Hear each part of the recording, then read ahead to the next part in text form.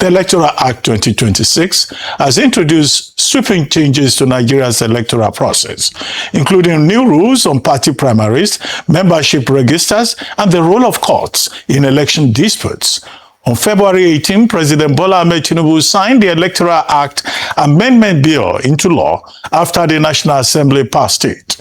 The new law supersedes the Electoral Act 2022 and introduces provisions that significantly alter the way political parties nominate candidates and manage their internal affairs.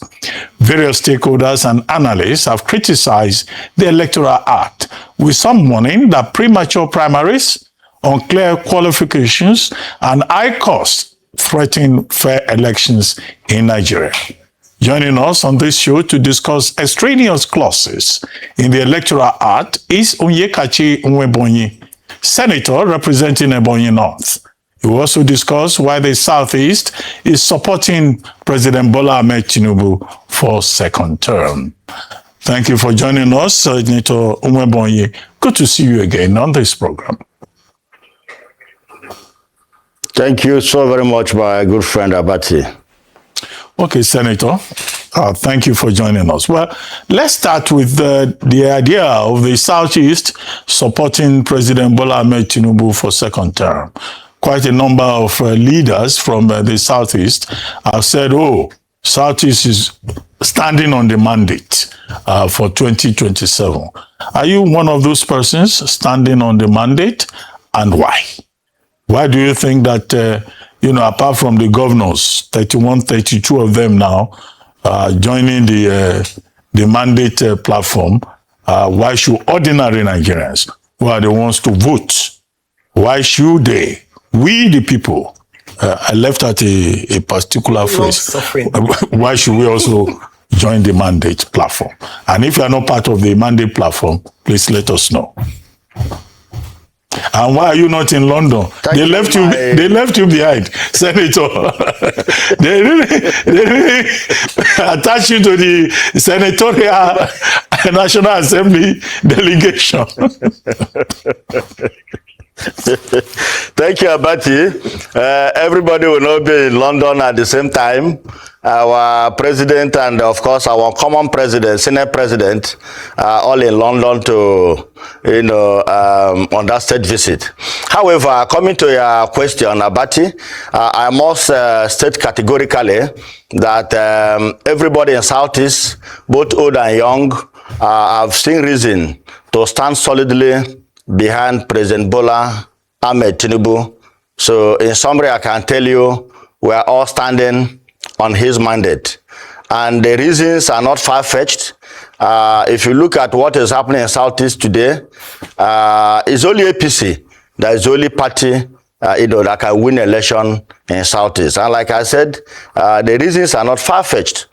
If you look at the inception of the Fourth Republic since 1999, when democracy, came back on board, the people of Southeast have, religiously, voted for a party that time known as PDP, and all we could get is, mushroom political appointments, and we had no infrastructural development within Southeast, in knowledge of the fact that after the Civil War of 1969 to 1970, a lot of infrastructure, went down in Southeast, and that is actually crying for, remedy. Now, with President Tinubu coming on board, even before now, let's start with the APC administration under the leadership of our late President, President Muhammad Buhari. He came on board and he awarded the second Niger Bridge. Not only that he awarded the contract, that contract was executed. Today, we have alternative Niger Bridge, which never happened. PDP didn't do it for people of Southeast for 16 years of religious voting for PDP. Now, after Buhari's administration, Tinubu came on board. For the very first time, an Igbo man was appointed Minister of Works in the person of His Excellency Senator General David Mwezomahe.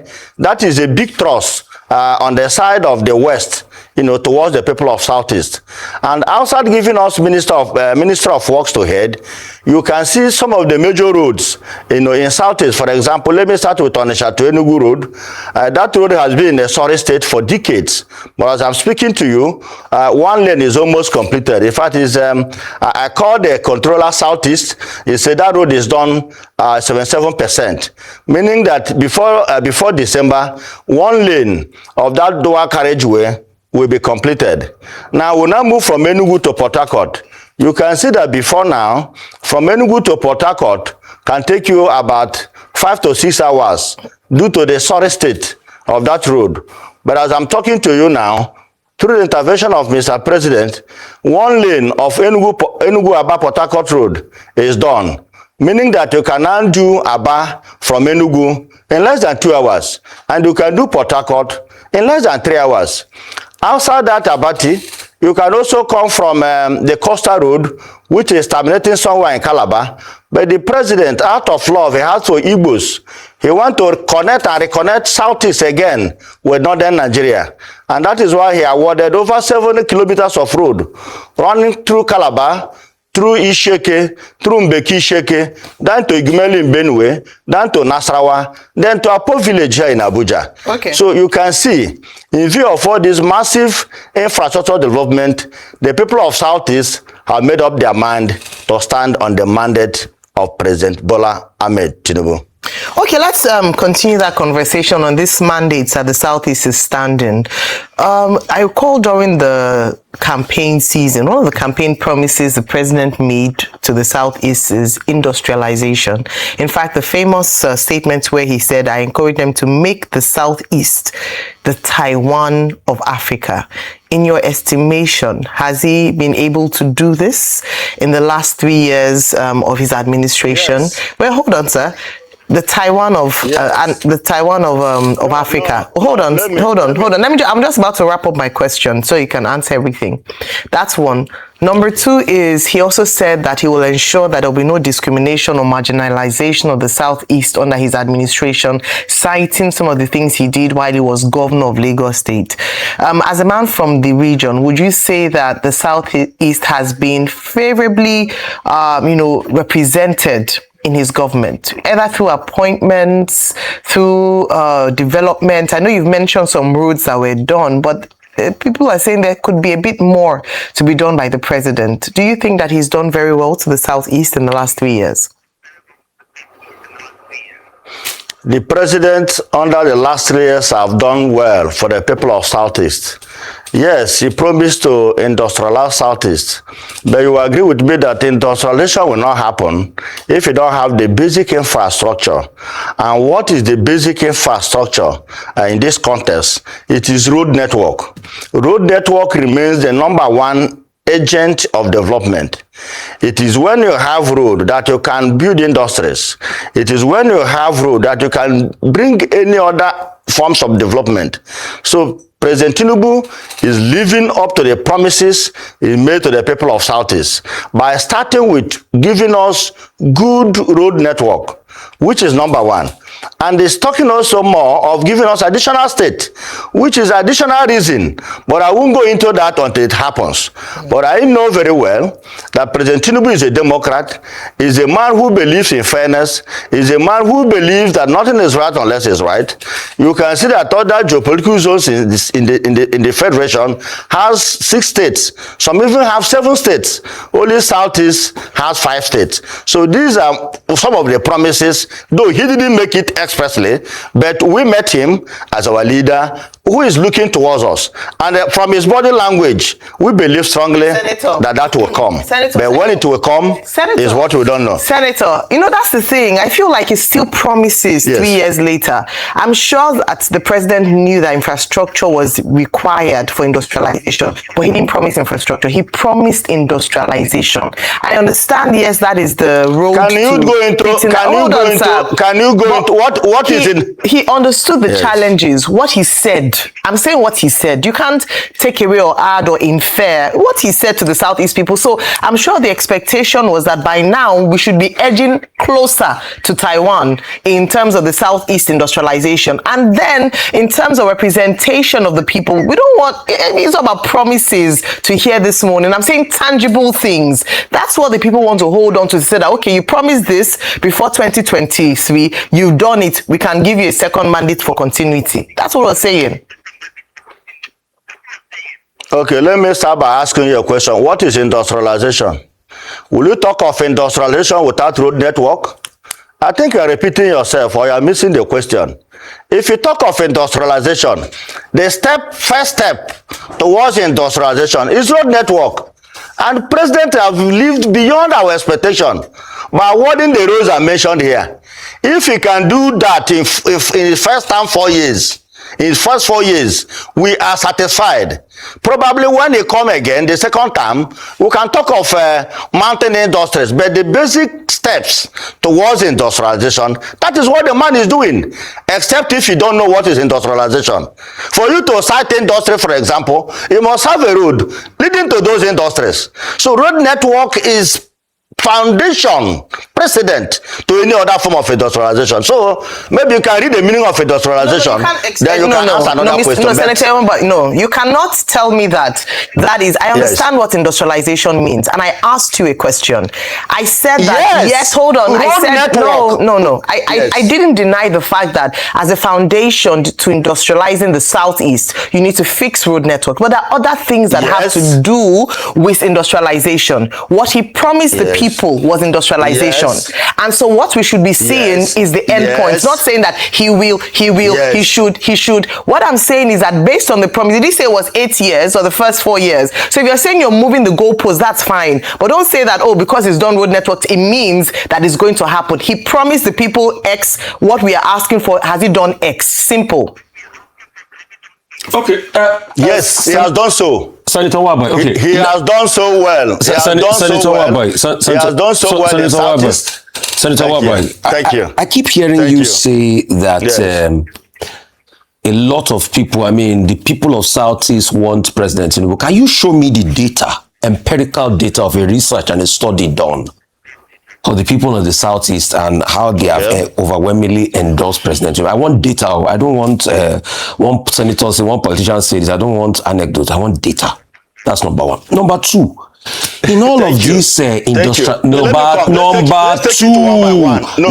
two, let me ask it now, Senator Waboyi, calm down, please. Number two, please tell me why we have not seen a lot in terms of standard gauge rail in the Southeast. There are some narrow gauge that are currently being rehabilitated, but standard gauge rail. In the Southwest, we have standard gauge rail.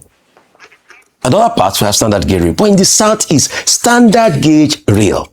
Why have we not seen a lot? And the road that you said they've completed lane 1, when are they going to complete lane 2? That road from Enugu you were talking about. Go ahead, sir. Thank you, Rufai. If you want me to answer your question very well, you help me by flowing my speed. So if you can repeat your question one by one, then I can answer you. You have if you love questions. Okay, you have biro there. You have biro there. I thought you were. If you ask. Number one, let me repeat for you. You have pen there, just write it. Number one, show empirical data of overwhelming endorsement of President Tinubu in the Southeast. Empirical data, underline that word. Good. Number two, good. Why no big impact on standard rail gauge or standard gauge rail in the Southeast as with other regions? Number three, why one lane of Enugu Road completed, the other one not completed? Okay. Three, that's the question. Okay, thank you. Please write it down. Let me start with the first one. For me to mark. I have to assess I'm writing it down. I'm going to transmit. Yes. Please send to me for proper assessment. E-transmission. Now, let me give you fish. let me give you fish because I'm from the riverside. I'm a politician, and I'm following very well political development in Southeast. Now, even though INEC have not given us go ahead to start campaign, but if you go to Southeast, you can see what the city boy movement is doing. You can see the acceptability of this NGO, before even the main campaign. And I'm telling you, if you come to Ebonyi State, where I come from, where people are seeing all this infrastructure development, where people are seeing the presence of the federal government in Ebonyi State, I can tell you that 95% votes of people of Ebonyi State will go for APC because of what Tinubu has done. Where is the data? Which data are you talking about? The election will tell you. The election will tell you. I can't tell you that we are going to get 500,000 votes. I can't tell you we are going to get, but things speak for itself. Okay, you don't have Facts data. speak for itself. Go ahead. You don't answer the second one. Since you don't have data on the first one. What type of data? You don't have empirical I've given you 95%. It's not a data. It's not a data. Okay. I'm giving that 5% of the electorate. Oh, yeah, go with the other one. You don't have data from Ebonyi. Just go ahead with you don't have data. I said 95%.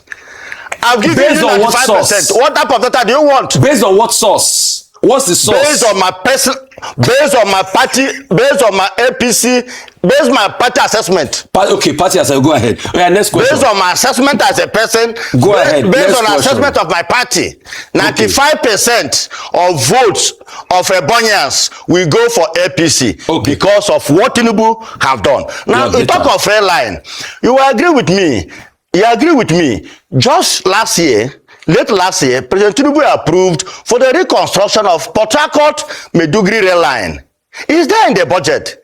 I expect you to quote the amount, in that budget, if you have your own data. And I expect you to ask me, when is this project commencing? Mr. Waboy, because the project is in the budget. Mr. Waboy, I asked standard rail gauge. That's the question. Do you understand what standard grade gauge is? Right. I'm not saying there's no narrow gauge that is being done. I'm saying standard gauge. When will standard gauge be done? Have you seen the design? Have you seen the design of what the president is going to do from Port Harcourt to Maiduguri? Right. Have you seen the design to know whether? Let me come. You should as a journalist make your investigation, because your question would have been, why is the design so? When is it commencing? Hang on a minute. Not whether is it coming. It's coming. Senator Waboy, I said in other regions you have standard gauge. In the southwest, Lagos, Ibadan, standard gauge. Other region. The question is, why does the Southeast not have standard gauge rail as we speak today? Has all the other C zone have standard gauge? Okay, all right. Has all the C zone have standard gauge? Fine, I'm asking you, including your own zone. No, including your zone. Okay, Senator. Including your zone and the party. Senator. When is your own? Senator. My own is Lagos. Senator. Well, somebody here trying to help you. What of Abati? No. I'm not part of that conversation. Somebody here says Enugu Onitsha 2 carriageway is 80% completed. Most of it done with concrete pavement the coastal road. The entire project will be completed by December 2026. So that's someone trying to help you out on the road issue. Thank you so much. I mean, that is what I said. Senator, thank you so much for your time with us today.